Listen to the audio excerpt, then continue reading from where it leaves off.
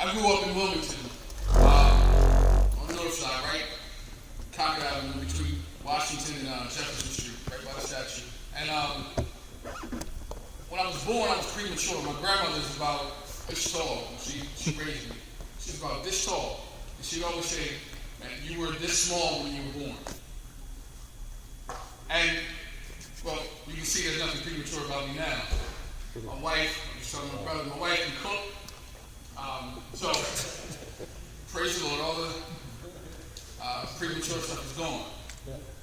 But I have the usual hood story. If you're my age or older, you remember the after school specials. I was one of them dudes. Father not around, mother not around. My parents were a part of the 70s generation, and they were both young when they had me. They were both teenagers. And neither of them knew what to do with the child, especially a sickly child. I was in and out of the hospital at least 3 days a week for the first 2 months. So much so that the nurses knew my name. They knew who I was. I was asthmatic. I had underdeveloped lungs, underdeveloped everything. I was born with 2 hernias. So one of those kids, those little babies that more than likely should have made it. And growing up where I grew up, the time period that I grew up, most of the people that I know are either dead or in jail. And y'all know those stories. And it would seem fitting that that would be me as well. I mean, I went through high school, and it just didn't work. It didn't fit. Who can worry about what grades you're getting when you don't know whether or not there's food in the refrigerator when you get home? Or if there is food in the refrigerator, whether or not the electric is going to keep it from spoiling. So grades for me, well, it all depended on what season it was. If it was basketball season, straight A's, honor roll. Other than that, just didn't care. So life for me was whether or not we would eat, whether or not we would survive, whether or not I could go to the park without having to fight, whether or not I could go up to 30th Street Park and play basketball, or Haynes or Taggart Street, and worry about who was going to be there, who didn't like me, or what have you. But as life went on, I got through high school. My senior year in high school, I'll never forget. A gentleman approached me after I came off the stage for senior recognition night, and I went to Howard. Back then it was Howard Career Center. But coming off the stage, a gentleman approaches me and says, "Daquan." "Yeah." He says, "I've been waiting to meet you." And I kind of had to take a step back. "I don't know you. I don't know what you want." He said, "There's a good chance that I might be your dad." So I'm looking around for my boys. I figured they'd put in a joke. Ask you questions, something, anything. And he didn't smile. He didn't laugh. He was dead serious.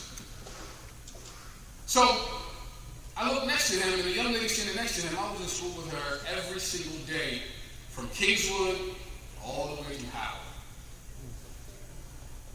I said, "So you knew?" She said, "Yeah, I've always known. I've just never been allowed to say anything." And different family members approached, and most of them knew, but were never allowed to say anything. So I'm sharing that story with you just to kind of lay out a marker, something that some of you can identify with, some of the same struggles that I know some of y'all have. But going throughout life, as a young guy, I grew up Muslim, Sunni Muslim, up until the age of about 15 or 16. And I was able to really study and make decisions for myself. And I walked away from Islam because of some of the inconsistencies that I found. For instance, how my grandmother and my sisters would be treated. It didn't sit well with me. I love books. I read as much as I can. I'm a 2-book-a-week type of guy because that was the only escape that I could ever find. I could always find a way out of whatever situation I was in a book. And through all of my studies, I knew that that was not where I could find truth. And as I went off to college, and Lord knows how I got into college, I mean, some of y'all might think I'm crazy, man, but I've seen the Lord at work in my life. Now that I can look back and I can see his hand protecting me. I didn't even want to go to college. My senior year in high school, I really just started figuring out basketball. It really just started making sense. High school basketball is different than playing in the park. But high school basketball started making sense, and then I broke my leg playing against Middletown. So basketball was done. And I get an acceptance letter in the mail from Talladega College. I didn't apply to Talladega College. It's a small HBCU down in Alabama. And it's about the size of probably this campus. That's it. 2 years in college, and more questions arise. Can I do the coursework? Yeah, maybe. The books are easy for me. It's always been easy. But it's always the other things that kind of set me back. So 2 years in college, I dropped out, and now it's me in the streets, and my boys, partying, and doing all the things that we shouldn't do. And one of my neighbors, one night, we were on our way down to University of Delaware. We used to keep the lights on all night, me and my friends. And that morning, one of my neighbors said to me,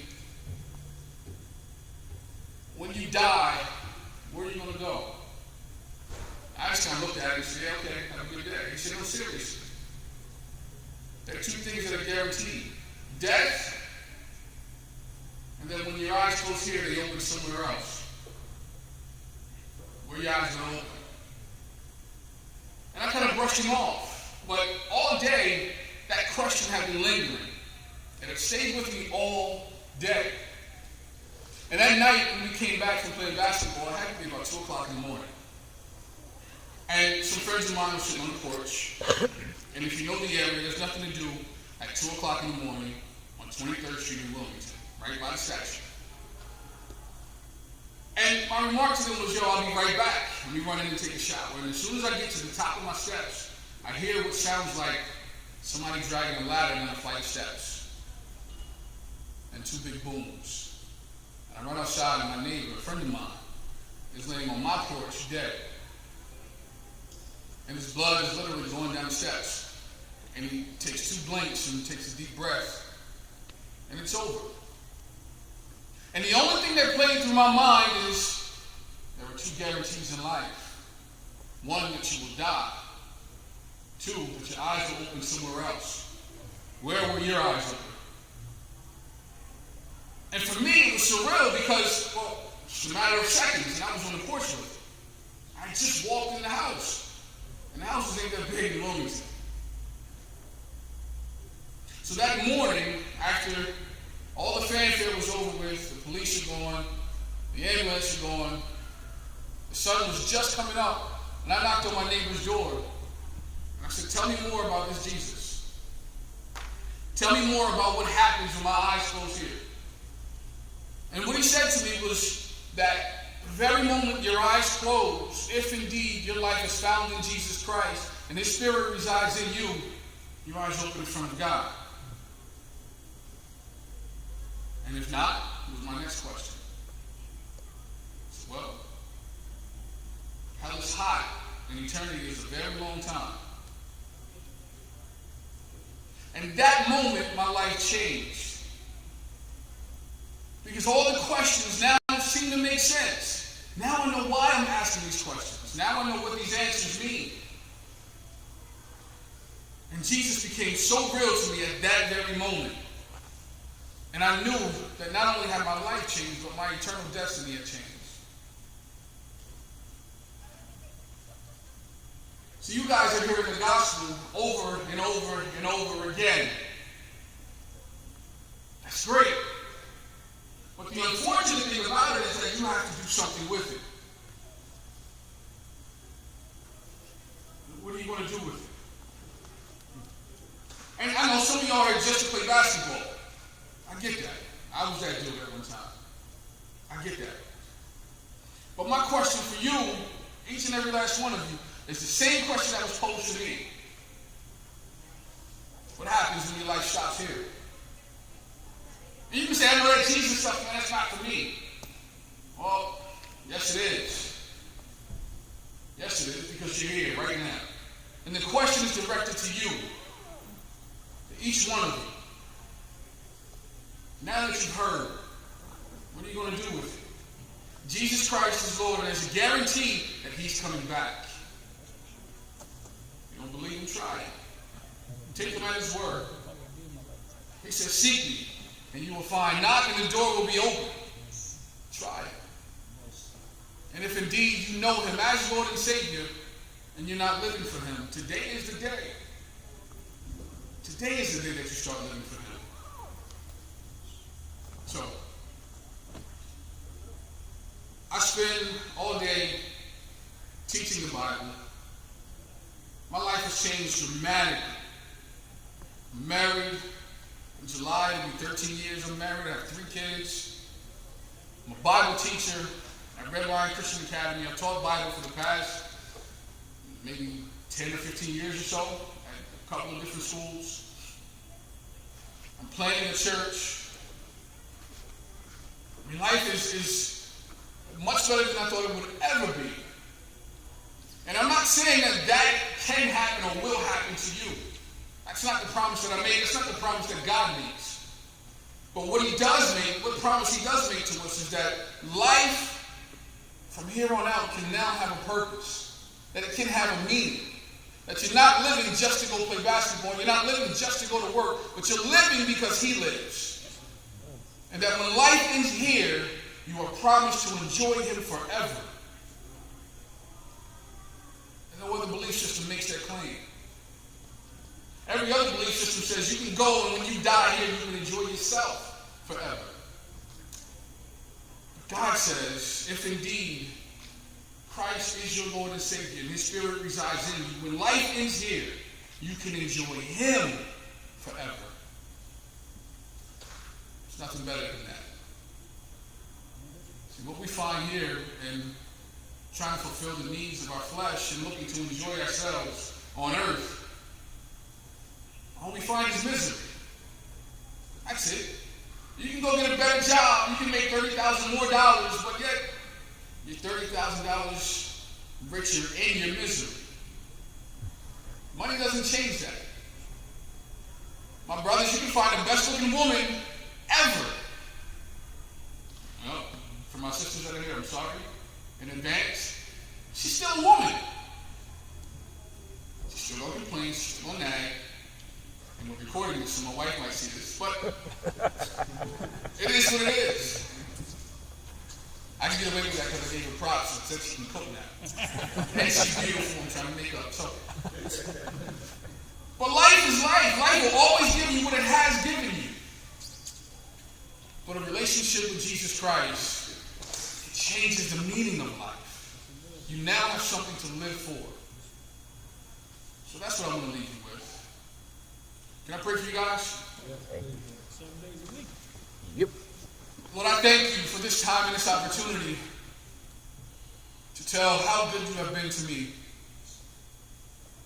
And God, I pray that, one, you would keep everyone in here safe this evening, that they will be refreshed and renewed and invigorated, and they would arrive home safely tonight. But even more than that, God, I pray that they have heard your word, and that your word will be hidden in their hearts that they might not sin against you. And God, I pray that the individual that's asking questions, that they would ask those questions out loud.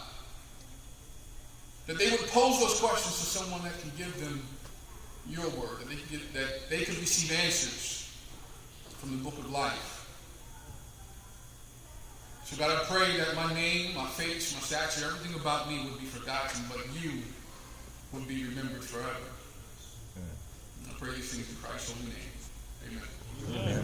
God bless you guys. That was awesome. Right on time, brother. Anyone have any questions or anything, they want to stick around for a couple minutes. Love to chat with you.